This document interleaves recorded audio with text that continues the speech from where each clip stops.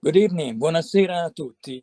My name is Corrado Paina. I'm the Executive Director of the Italian Chamber of Commerce of Ontario, Canada.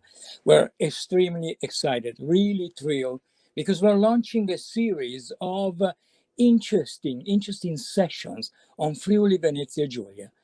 Some of you probably have been there. Some of you know that there's a big community from there here in Canada. But this is an incredible region, mysterious, beautiful, rich of everything from an economic point of view and an historical point of view. So please follow us and walk with us through the beauties of Friuli Venezia Giulia. And right now with me, I have the president of the Chamber of Commerce of Pordenone and Udine, Giovanni da Pozzo. Giovanni wants to say a few words. Giovanni, go ahead. A warm greeting to the friend of Chamber of Commerce in Ontario, my friend Corrado Paina, and the two presidents. This is the first webinar organized by the Chamber of Commerce in Udine and the Chamber of Commerce in Ontario. My name is Giovanni da Pozzo. I'm the president of Chamber of Commerce in Udine and Pordenone.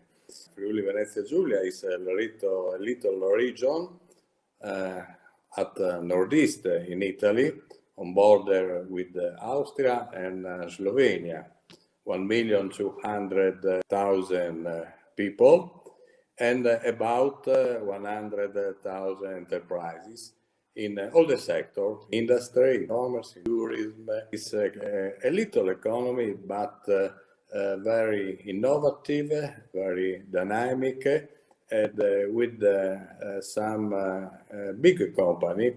I remember Fincantieri, Generali Insurance, Fantoni, and Cafe. Today we speak about one UNESCO site that is very, very important, Aquileia. One of the 5 UNESCO sites. We speak of culture, tourism, the food, the wine, but now I like to remember the important relationship between Friuli Venezia Giulia and Ontario, Canada, and particularly Ontario. Social economic relationship. For me, Toronto is my second city, my second country, because a part of my family live in Toronto. For this moment, I give the word to Mr. Paina, that I think will introduce the webinar. Thank you, Giovanni. Grazie mille. Today we'll have a virtual trip to discover the archaeological area and the Patriarchal Basilica of Aquileia that was inscribed on the UNESCO World Heritage List in 1998, with a special focus on wine varieties. Talking about wine, I have here Sandra Colosimo, who will be presenting the wine of this region. But right now with us, we have Raffaella Zaccai, Ufficio Promotion Friuli Venezia Giulia Tourist Board, and also PromoTurismo Friuli Venezia Giulia. Raffaella, please, go ahead. Buongiorno, Mr. Paina, buongiorno to you all, and thank you very much for being here for a virtual journey today in Friuli Venezia Giulia. My name is Raffaella Zaccai. I work for the Regional Tourist Board Friuli Venezia Giulia, PromoTurismoFVG, where I work into the B2B promotion department. That is an office completely dedicated to travel agents and tour operators. So for the people among you who belong to these categories, there is an office completely dedicated to you, and I'm the person in charge for Canadian market. I'm really glad to have you here, not only travel agent, tour operator, but all the public that is interested to discover this fabulous region. And because of this, I have some slides to share with you in order to see together the best to be seen and to be visited in our area. So actually, I want to just show you where we are. You already heard that we are close to the border with Austria, Slovenia, and the Adriatic Sea. And if you look at the map of the Europe, we are just in the heart of Europe. Friuli Venezia Giulia, it's a mix of culture coming from the Slavic area, from the German wine, and from the seaside. And this merge in culture, in the food, in the wine, in the language. So when you come in here, you will visit Italy with a special hint, with a special flair. Region offers a variety of landscape, art cities, UNESCO site, Adriatic Sea, Alps and Dolomite, bikes for those of you keen on sport, excellent food, and best white wine that you're going to discover later. As you can see from the map, the variety and the biodiversity of the territory is one of the core of this area. Alps, gentle hill, seaside, lagoon, but everything is a very short distance. You can imagine from the Alps going down to the seaside is just 2 hours driving. Maybe in 2 hours, just move 5 blocks in your town, in Toronto or in the big city where you're living. So in order to give you a dynamic view of the territory, I kindly ask you to go on with this video, so-called Roots of Biodiversity, who will allow you to discover the territory. Please.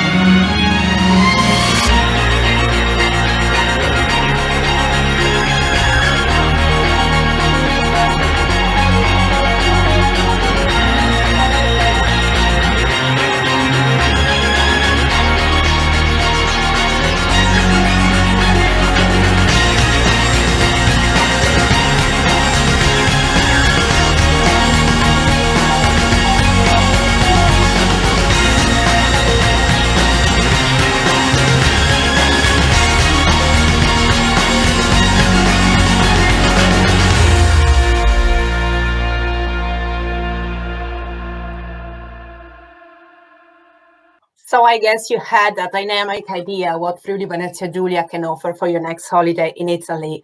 A variety of landscape, off-beaten track, safe place, lots of space, so you won't never be, let's say, locked in some places, crowded, and so on. And tasting the variety, also the food. I mean, we can say that allegedly we produce among the best white wines in the world, and I'm sure later in the part dedicated to wine tasting, you will enjoy at at its best. Today, our focus is on the first UNESCO site we had here in Friuli Venezia Giulia. Since 1998, Aquileia, a Roman town, was listed among the 5 UNESCO sites we do have in here. And in order to make you discover more focus on the area, I would like to make a trip into the trip at the moment. So I will share with you a contemporary video about the town of Aquileia nowadays, a summer in Aquileia. And after this, we're going to visit the town with Tiziana Zamai, an official tourist guide of Friuli Venezia Giulia. Enjoy! Penso che prima o poi il mare restituisca quanto gli è stato dato. A volte sono solo pezzi di plastica, mentre altre sono frammenti di storia. Mi piace pensare che un giorno le onde trasportino la mia voce a qualche sconosciuto di passaggio, perché in fondo siamo tutti alla ricerca di un'ispirazione. È per questo che abbiamo deciso di partire da qui, pensando di trovare un ricordo anche noi, una traccia da seguire, perché ancora non capiamo di che storia facciamo parte.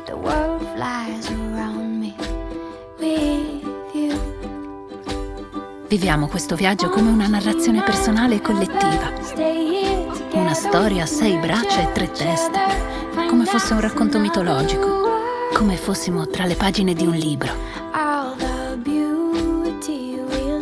In quei racconti ci si immerge tra le rovine, si va alla scoperta di culture e luoghi antichi, di pezzi di noi spesso inabissati. Sento un legame con tutto questo, con questo fluire. Mi sento complice di un passato, di questo presente e di un possibile futuro. Qui ho capito che facendo attenzione si può ancora sentire il suono del mare. Hello everyone and welcome. My name is Tiziana and I am a tour guide in this wonderful region, Friuli Venezia Giulia. Today our destination is Aquileia, one of the most important archaeological sites in northern Italy. Aquileia was founded by the Romans more than 2000 years ago in 181 BC as military base, but became very soon an important city and a rich trading center. Now I'm gonna show you some pictures and tell you some reasons why Aquileia is so important and worth a visit. Let's get started with mosaics. There are many places of interest in Aquileia, but mosaics are really wonderful. Very, very impressive is the mosaic floor of the Basilica, the ancient church, extending over 760 square meters. It is the largest mosaic floor in Western Roman Empire. In the Church of Aquileia, you can see a stratification of over 2000 years of history, from the mosaic pavement dating back to the 4th century, to the Romanesque structure, to the Gothic and Renaissance elements. The word of early Christian times was a word full of symbols. So mosaics helped religious leaders tell and explain the histories of faith, the histories from the Bible, for instance, the miraculous catch of fish or the story of Jonah.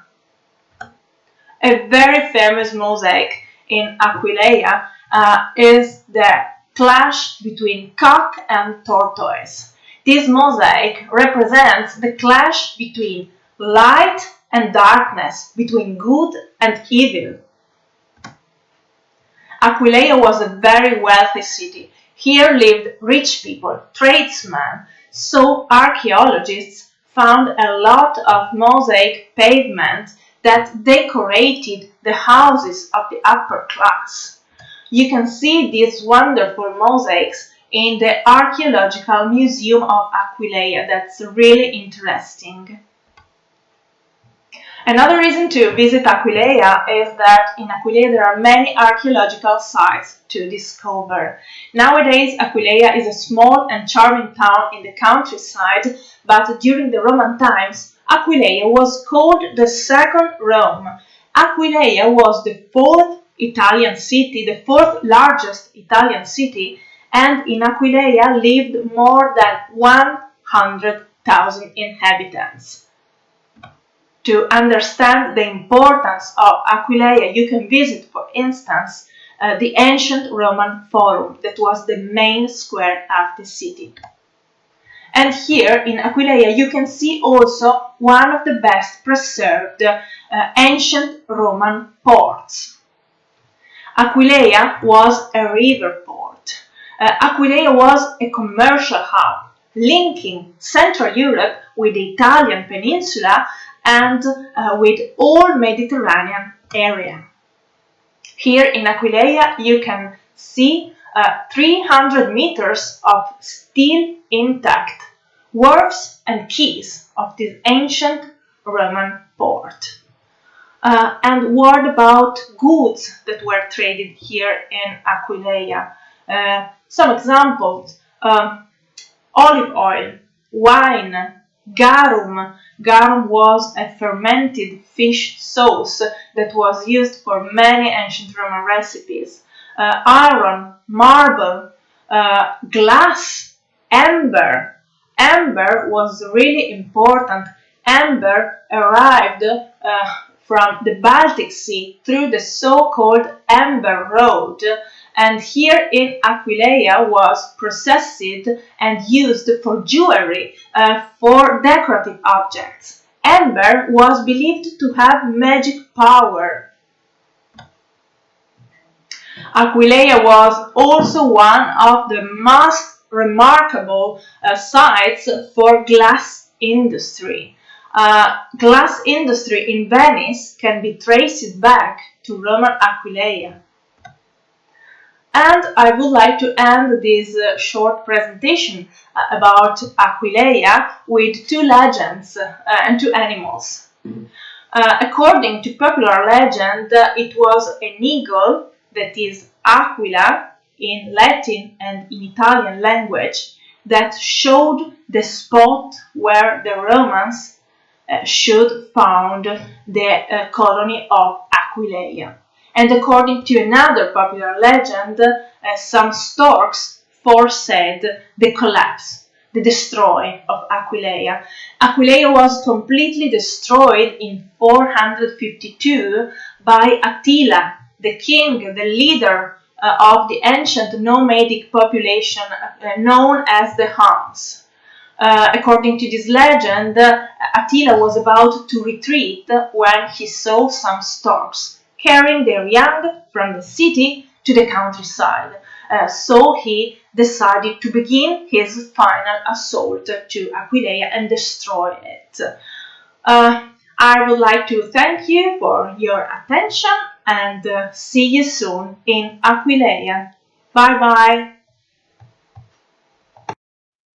Thank you very much, Tiziana. We really hope you enjoy this short virtual journey in Friuli Venezia Giulia, and we wait for you here. And now it's time to give the stage to Ms. Sandra Colosimo, Sales and Marketing Manager at Cavinona, for the wine moment. Enjoy. The stage is yours, Sandra. What a wonderful presentation. We can see that Friuli has so much to offer in terms of history and culture, and definitely wine and food. So it's my honor to be here this evening and speak about one of Italy's greatest and fascinating wine regions, Friuli Venezia Giulia. We can start with the presentation. Thank you. A beautiful picture of the Abbazia di Rosazzo, or Rosazzo Abbey, which is located in the Colli Orientali. Colli, word for hills, Orientale, basically the eastern hills. We're located just northeast of Manzano, 20 kilometers roughly from Udine. And while this is a beautiful picture, there's a lot of history and significance in the wine world. It was built around 1,000 years ago, and it has one of the oldest wine cellars in the region. According to documents, the Benedictines were responsible for bringing the knowledge of viticulture to the area. Today, the winery is still active, and it's a wonderful place to visit. It's also it also has rooms. It's also used for like convention and exhibition sites, but it also has rooms to stay. The winery has about 20 hectares of vineyards, and it cultivates a wide variety of indigenous grapes, white grapes from Friulano, Malvasia, Piccolit, Pinot Bianco, Ribolla Gialla, which we'll talk more about tonight. Red grapes also include international, like Merlot. Merlot has been planted here for a good 100 years in this region. We'll be looking at also Refosco del Penducolo Rosso, but we'll talk more about the varieties. Basically, this area is just to start off with, because those rolling hills, the hillside vineyards make up two of the most acclaimed appellations, Collio and Friuli Colli Orientali. Okay. Let's see here. Okay, so here's the next slide. Basically, the region is famous for its wine production. Over 75% is white wine and 23% red wine. Although the white wine production is some of the greatest for Italy and internationally.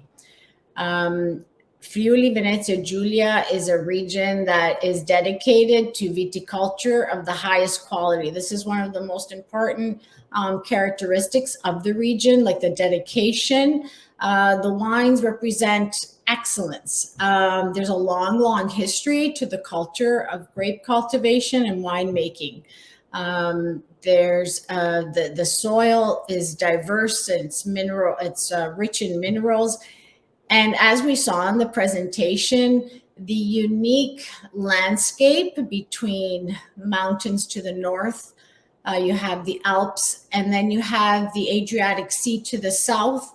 This creates a very unique microclimate. So all these factors put together, which in French we call the terroir, this makes this region a very important and successful wine producing region. Perhaps best known for its whites, but the reds, as I said, they're coming. There's been a resurgence of some of the almost extinct red grapes, and we'll be looking at that.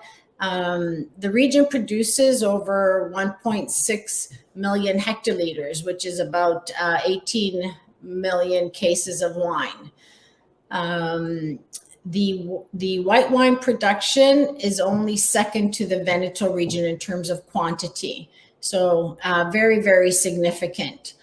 In the 1960s, sort of the post-war industrial age, winemakers, they were recognized for pioneering new methods to improve the quality of juice extraction and using cooler temperatures and fermentation. And that was actually referred to and is referred to as the metodo friulano, so the Friulano method. So a lot of respect for their skill and know-how. In this region, the culture of strict wine production techniques in producing high-quality wines while respecting the land and the nature is very much still rooted in their culture. And that's what's so beautiful about this region. And it's made up of many, the wine industry of many small wine producers with a lot of history and experience and love for the land. Okay, we can move to the next slide. All right, so here we have wide mix of varieties. And this is for such a small region, relatively small region. It has a rich luggage bag we say bagaglio in Italian. It has a rich mix of indigenous varieties as well as international varieties. Perhaps many of you are familiar with the wonderful wines of Chardonnay, Sauvignon, Cabernet Franc, Cabernet Sauvignon, and Merlot for red wines. These are fine wines produced in this region. However, this evening, and also sort of where the interest is growing, I would like to focus on the richness of the indigenous varieties to this region. So with white grapes, and perhaps for many of you, they're lesser known, and also a little bit more difficult. We're very proud at Cavinona to have some of these wonderful wines and to be able to partner with these producers because and just to offer them here because and offer the selection of these less known varieties. However, very, very interesting and fascinating. So with the white grapes, there's the Friulano, which is known or is known as Tokai Friulano. However, there's the Hungarian sweet wine, Tokai, and so to avoid confusion, the Tokai for the Friulano was dropped. So we call it the Friulano, but when you're in the area, if you hear Tokai, this is what we're talking about. Malvasia Istriana, Ribolla Gialla. This is a wonderful grape, and it's my pleasure to present and talk a little bit more about this variety this evening and the wonderful wine from Iclivi Winery. Picolit. Picolit was almost extinct, and we'll talk about that in a second. And then the Verduzzo Friulano. And then the red grapes, Pignolo, and then Refosco del Penducolo Rosso, which basically Refosco for short. And so this is what we have here this evening. Penducolo is the stem, and we'll talk about that, why it's called the red stem, because as the grape matures, the stem becomes red. Schioppettino, Tazzelenghe. So these are all quite the variety. And so there's lots to talk about, which we can't cover at all this evening, but we'll touch upon in greater detail the Ribolla Gialla and the Refosco. Okay, so let's see. Next slide. Okay, so here's again a map to give you a quick idea of the different DOCs and DOCGs and IGPs, which are not indicated on the map. There are 3 of IGPs. There are 4 DOCGs, 12 DOCs, and 3 IGPs. You can see there's wine produced in every part of the region. As I mentioned, the Friuli Venezia Giulia is a powerhouse for producing dry, crisp, refreshing wines with delicate aromas. And you can see what's important there. To the north, you can see the mountainous area, the landscape. So that's really important. So that protects the vineyards as well as it brings some cool air in the evening, and that helps with vine growing and keeping it healthy. And also in Friuli, it rains a little bit more than what we would get in southern Italy. It rains approximately 4 times more than it does in Piemonte, on the western coast of Italy. So the winds are so important in terms of keeping the wines healthy, the humidity, also to move away the fog which sets in. So all these factors are all really important. That's why Friuli Venezia Giulia is such a wonderful wine producing region. And then if you move south, you have the Adriatic Sea, you have Austria to the north, Slovenia to the east, and then Veneto, of course, to the west. Okay, next slide.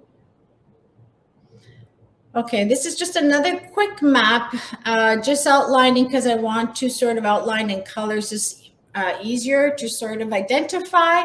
So you have Pordenone on the west, and then you have Udine to the east of the region, and then you have the different important wine areas.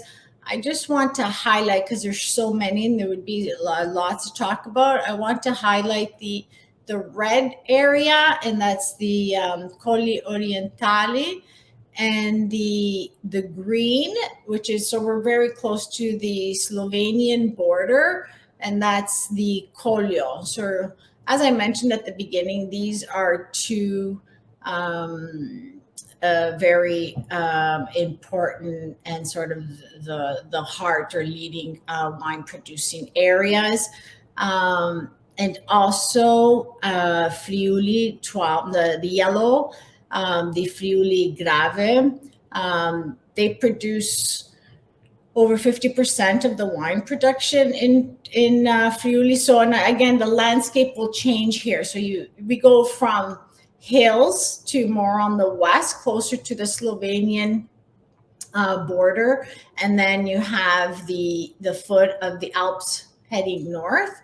And then as you move west, you have more of a plains and flatter land. And so the microclimates and the situations change. And then, of course, as you move down to Trieste, which is another set of factors and wonderful territory. And Trieste is the capital of the region. Okay, next. Okay, so here we have Iclivi, and this is one of the fine wine producers, which I have the pleasure of presenting. And they're located in Corno di Rosazzo in Udine. So basically, they have plots that are in Colli Orientali, as well as vineyards in Collio. So they have about 12 hectares altogether, and they focus on indigenous white varieties, as well as they produce the only international is the Merlot. Next. Okay. The location is this Iclivi. They're just wonderful people. It's Ferdinando with his son Mario that founded the company in 1995. And you can see there just exactly how close they are to the border and the hills of the Slovenian border. They have two vineyards. They have Vineyard Brazan in Brazzano in the Collio, and they have the Galea vineyard in Corno di Rosazzo. The Corno di Rosazzo is basically not too far from the L'Abbazia di Rosazzo, which I showed you at the beginning. So just a beautiful territory and wonderful wine producing company. They also have vineyards that are 60 and 80 years old. So that's those are all important factors. So as I mentioned, the winery is owned and run by Ferdinando Zanuzzo and his son Mario. They are organically certified. They are all about healthy agriculture. And as they say, they didn't start out to become certified. When they started, because Ferdinando spent a few years, they're from the area, and Ferdinando spent a few years, maybe 30 or in Africa. And when they returned back to the land, they decided to buy some vineyards, and they started with just a couple of hectares, and then now have grown to 12 hectares, and they just wanted to do it the way it was done. So no pesticides, herbicides. So this is really important. They're dedicated to expressing the terroir and the soils of the area. A little note about the soils of this area, because they're very well known and recognized. There's a combination of marl and sandstone. Don't worry about all the technical specifics, but basically it's called what they call fleisch or fleisch, but locally they call it ponca in local dialect. And basically these are layers of soil that have formed over thousands of years. And marl, basically the importance is that marl is softer and it works like a sponge, and it keeps the water, and it also, as I mentioned, there's also, they're up on hills, they're elevated, but it does rain a lot. So for hydration, it's good because it does hold the water. But then there's these harder sandstones, like these layers of harder rock and then softer marl. And you can see that if you cross section and go deep into the ground. And the sandstone helps to distribute the water throughout the vineyard. So these are all very important factors. Basically, this is a company with high attention to detail. The grapes are hand harvested, and the pressing is very gentle, and that's very important in winemaking in general, and especially in white winemaking. You want to get the purest part of the juice, and so the pressure that is applied is very important. And so they only deal with sort of the purest part of the must, or the mosto fiore, which is immediately then pumped into the stainless steel tanks. There is no maceration, which is skin contact. They use only, they don't use yeast. I mean, they only use natural yeast. So from the fermentation of the sugars. And so basically they produce their wines with a lot of precision and definition. Okay. So here's the Ribolla Gialla, and that's what the grape looks like. Okay. And then we'll get back to the specifications and the wine tasting, but you can see from the glass, I mean, basically what's important here is that the wines are very characteristic of Friuli whites, or the indigenous grapes. They could be light, crispy, acidic, just wonderful expressions. And we'll look at that in a little bit. Okay, so we can move to the next one.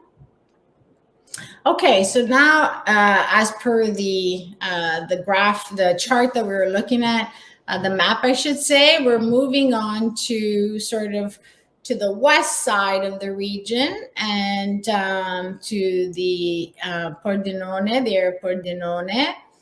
And it's my pleasure to present the wines of Le Monde, and we have a Refosco 2018. Le Monde is the winery is named after the area of località of Le Monde, which is part of Prata di Pordenone.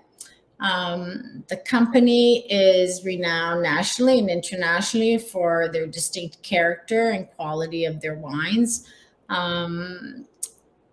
It is a bigger company, represents one of the most innovative wineries of the area.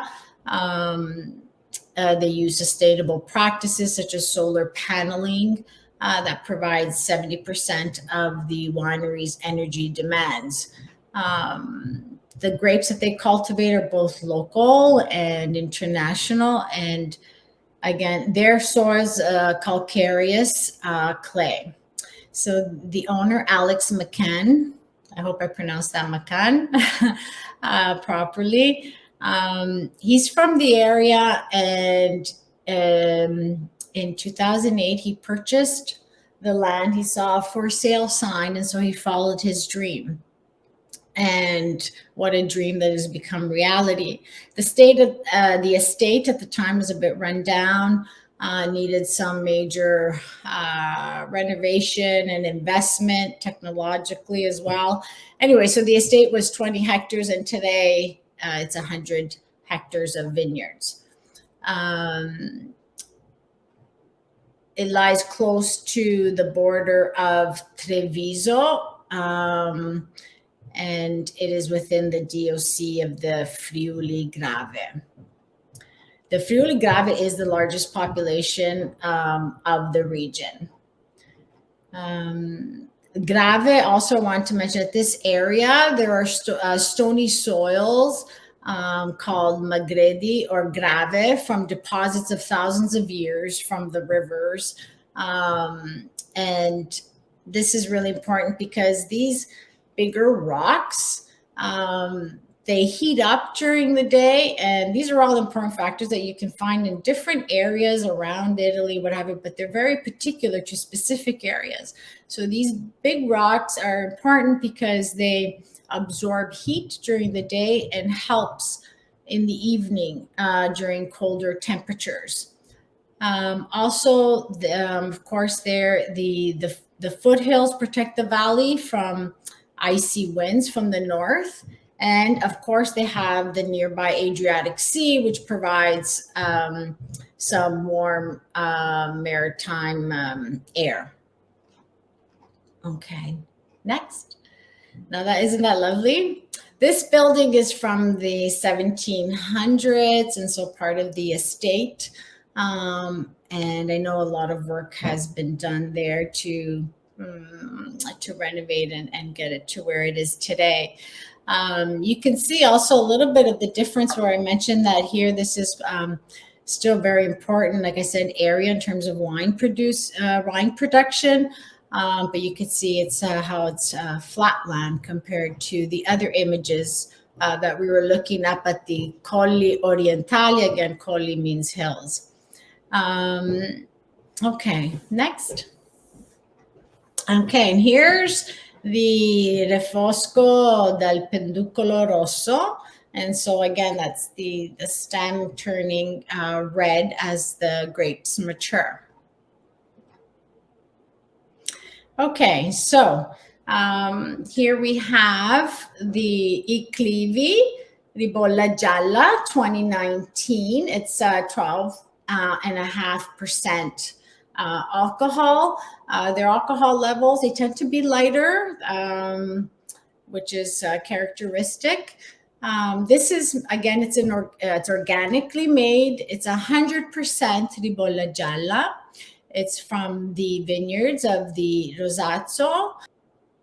The harvesting is in early October. As I mentioned before, the production is very pure. They're very linear in their production, so only natural yeast, no malolactic fermentation, and 6 months of maturation on the lees and stainless steel tanks, no wood. This is very characteristic of many of the wines. Friuli, some of course will be aged, and that's wonderful, but in terms of their style, the white and the reds, many of them are generally do not have wood, but there can be then aged styles and different labels as well. But one of the characteristics, you don't necessarily always have a lot of wood, but that's deliberate. So in a crisp acidic mineral kind of wine. They want those characteristics of the variety to come out, rather than having oakiness, flavors and aromas mask. So it's very delicate. These are the kinds of wines that you sort of go looking for the aromas and really think about the variety. A lot of them are very, very historic. And like I said, a lot of them were close to being extinct. And so very, very fascinating and interesting. So the vines, this producer, they have vines for some of their crews where they use, 60 and 80-year-old vines. So that in terms of structure and flavors and aromas, that has its influence. Here we have 10-year-old vines. And so basically you could see from the color, we always say, you can eat with your eyes, and that's so important with wine as well. It presents a beautiful light reflection, straw yellow, just very nice reflection and transparency. Straw yellow with some green hues. So if we take it, sorry, you don't have, but on the nose, I recommend you try it. It's what Ribolla Gialla, I have to say, is I love Ribolla Gialla. I love them all, but the aroma is subtle, and you just get really nice minerality from the wine, and also just a nice citrus.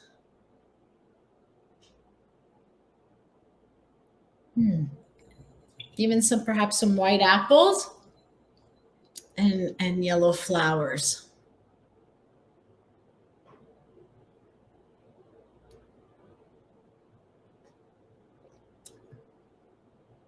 These are wonderful, refreshing wines with good minerality and a finish which is a little bit, it's dry, and you get like a sapid finish. And they're just, you can really taste the minerality. So I definitely recommend, give it a try and let me know what you think.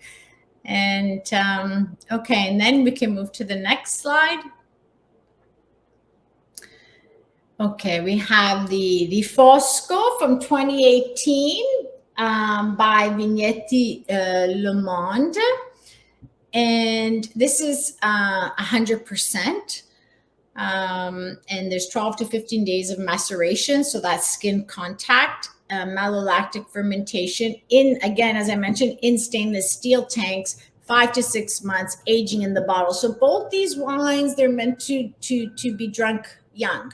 They're lively, they're fresh, they're pleasing, and they pair with food very nicely. The color, ruby red with violet hues. As you can see, I don't know if it's very clear for you there, but it's a beautiful color. Deep ruby red, some violet reflections.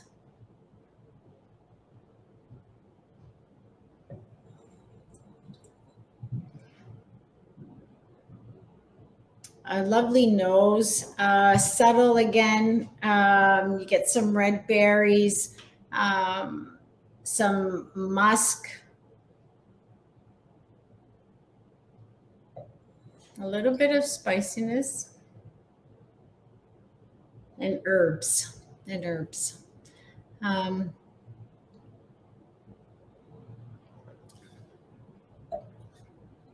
This is a wonderful red. It's enjoyable. You get the tannins, you get the acidity. It has good body, and it has a lovely mineral finish. And you can see that's common for both of them. And both these wines pair really nicely with like Prosciutto di San Daniele, which we'll cover in just a second, the DOP, and some wonderful cheeses, some regional cheeses like Montasio. They work very well. The white works very well. The Ribolla Gialla with even some fish dishes, whether that be fried or calamari or spaghetti with calamari or fish stew. And the red, it pairs really nicely with sort of some of the mountainous foods. It has some nice acidity to it, so it goes great with meat, game, stew, which is very common in the region, like goulash is sort of a lot of the influences from the Hungarian, Austrian influences. I mentioned sausage. So again, both of these, because of the minerality and the acidity, they work really well with prosciutto and cheese for sure, and also on their own. That's the beauty with these wines. They're generally considered lighter structures. Now with the reds, you can find more like a range in terms of what the aging or the wine production style is. But they're just wonderful wines to have. They're very easy wines. So we can move on to the next slide. Okay, so DOP, here we are. Okay, so before we start with the DOP, I just wanted to, what is DOP? And this is just a quick, I know time where I'm just going to go through this very quickly. And we have some wonderful regional specialties in DOP foods. And DOP, basically what it is the designation, which is the protection of origin, or stands for Denominazione di Origine Protetta, protected designation of origin, POD. It's always a tough one to pronounce. So basically, it certifies the origin of the food products. A DOP is a guarantee. It guarantees the authenticity of the product and basically that it comes from the place of origin and that the production is from there. So we'll be here. I have some wonderful, which we'll just go through and present some prosciutto di San Daniele, which I'm sure a lot of you recognize, which is delicious prosciutto, because all prosciutto is not the same. And so if you want the quality, look for your prosciutto di San Daniele DOP. And we have the regional cheese, Montasio, which goes fantastic with both these wines. This is Montasio DOP. Okay. So just to go over, basically it identifies a product originating from a place, region, or from a specific country. As I mentioned, it protects the quality standards of the products, it safeguards the production methods, and provides consumers clear information. So basically, if it doesn't have the DOP on it, it can't be the prosciutto di San Daniele. It's with the DOPs, there's a lot of regulations and guidelines. So from with the prosciutto, for example, where the pigs are grown, which regions, for how long, there's all kinds of rules and regulations. And so that basically ensures quality and control. Okay, next. So here we have our wonderful prosciutto di San Daniele. The European Union has recognized as a product with DOP origin. And again, as we said, it identifies its origin. So how do you recognize? You look for the branding, the trotter, which is the pig's foot, which we'll see, the guitar, the signature guitar shape of prosciutto di San Daniele, the color, aroma, and the flavor.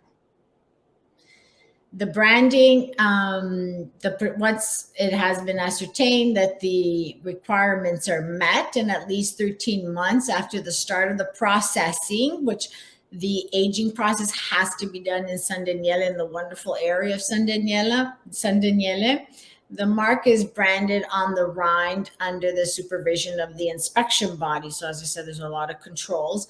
The 2-digit number under the trotter is the foot, the pig's foot, identifies the producers. Again, that's just another control. The trotter, so you can see the picture basically showing the full leg. The trotter is left on every leg of the prosciutto San Daniele. This helps to drain off any moisture, enabling the prosciutto to mature. There we have the distinctive guitar shape. We're all getting hungry and thirsty, I think, for some wine. Color and aroma. Wow, prosciutto di San Daniele is a delicious prosciutto. It's pinkish and, of course, white on the outside where the fat is, and then with aging, the longer it ages, then of course the intensity of the aromas and the flavors increase, and you get hints of crusty bread and notes of dried fruit and barley malt. The features of the prosciutto San Daniele, it's completely natural. This is very important, containing only Italian pork and sea salt. No produced in the wonderful area of San Daniele, no additives or preservatives, source of course, complete proteins, vitamins, and minerals. And we have the wonderful Montasio DOP, and it's a semi-hard cooked cheese produced exclusively with cow's milk. It is characterized by the small holes, and is smooth and elastic and compact. The Montasio, you can see, is branded on the outer part of the cheese. The Montasio also, we're talking about, for example, white wine here, the Ribolla Gialla, some ravioli fatte in casa with Montasio cheese is absolutely delicious. A regional specialty for Montasio also is, I think it's called fico croccante. They fry it in a pan, but just with its own serum, or soft mixed in with other food products. The Montasio, so you have, just like many other cheeses, you have the fresco, which is aged from 60 to 120 days. Mezzano, aged from 5 to 10 months, stagionato, aged more than 10 months, and stravecchio, aged more than 18 months. So with these sort of younger wines that you should be drinking right away, you want to have a cheese that's sort of more on the fresco medium. So you don't want anything too strong. You don't want anything too stagionato, because when you do that, then you want a wine with perhaps a little bit more age and a little bit more structure. So that's always a very important when you're looking at pairing between cheeses and wines to take into consideration. You don't want or vice versa. You don't want a cheese to overpower the qualities and the aromas and the flavors of the wine, or vice versa. Okay. Okay, well, thank you all I hope you've enjoyed this quick presentation around Friuli, this wonderful region, which offers so much in terms of culture and arts and food and wine. I just want to mention, for any of you who are interested, please visit our website at cavinona.com. And for this special event, we're offering a discount of 10% off of any purchases, any case purchases. We have both this wonderful Ribolla Gialla and the Refosco by Le Monde. So the discount code is Friuli 10. I think it's written there in the chat. So please do take a look on our website, or even send me your feedback. I'd love to hear from you. Anyway, so enjoy, have a lovely evening, stay safe, and we look forward to seeing you soon. So back to Raffaella. Thank you. Thank you very much, Sandra. We have really enjoyed also the tasty presentation. I want to just go out now and enjoy an aperitivo, but it's a bit too late in here. So. This is true. It's too bad we can't, for everybody, we can't share in person, but we will soon. We will soon. Absolutely. We'll soon. Just have some question here from the audience, and somebody is asking, how long does it take me to discover Friuli Venezia Giulia? Wow, we saw a lot from the first part, discovering, the part dedicated to the region. So starting from the Alps, Dolomites, you can enjoy cycling along the Alpe Adria cycling path, that, by the way, cross to UNESCO site in the area. The variety of landscape will allow you to visit the Colli Orientali, the seaside, the lagoon, Grado, Lignano, and Trieste. So I would say including all the UNESCO site and making the must-see visit for the food and wine, so tasting absolutely Prosciutto di San Daniele, Montasio, maybe tasting by the Alps, so where it's that produced. I would say at least a week in order to get the most of your time in here, but even more. And for any kind of question you have to help to organize your trip in here, just feel free to contact me. You will get my contacts in the next day. Thank you very much, and arrivederci in Friuli Venezia Giulia. The stage is yours, Sandra. Thank you, Raffaella. And just checking on the questions. And I have a question here that says, is it possible to visit the wineries and have a tasting there? Absolutely. As soon as we can. They're wonderful locations. In terms of just the beauty, so much to see and do from the wonderful sites. But the wineries, they're wonderful people, and they do wine tastings, and it's just a wonderful land to discover. I definitely recommend it. I think we're all ready to take off as soon as possible, but hopefully soon. So yes, absolutely, the wineries host wine tastings, and get in touch with them. They're all very friendly people. They would love to see you. Thank you, Sandra. Thank you, Raffaella. Thank you, Tiziana. And thank you, Giovanni da Pozzo. Thank you for this beautiful first session on Friuli Venezia Giulia. Before I'll tell you what is going to happen the next studio, I'd like to steal 1 minute to remind you this is the 60th anniversary of the Chamber. And it's a very important moment for us, for our organization, and for our membership. And talking about membership, please consider the idea of becoming a member of the ICO Canada. Next Tuesday, on the 27th, we will have a particular session dedicated to Palmanova and its famous, super famous dish, frico. Thank you for everything, and I want to thank, at the end, the organizer of this event. Thank you, Richard Bressan. Thank you, Ilaria. Thanks to the Office of ICO Canada.